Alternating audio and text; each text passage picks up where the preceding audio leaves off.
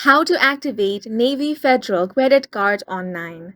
Hi guys, welcome to our channel. Let's begin. In this video, I will guide you on how you can activate Navy Federal credit card online. For this, open up any web browser and search for Navy Federal credit card activation.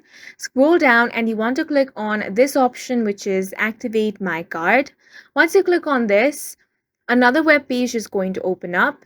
Here on the Activate My Card option, enter your credit card number, then click on the Continue option. After that, you will have to enter your expiration date month, then select your expiration date year. After that, you want to enter the 3-digit security code.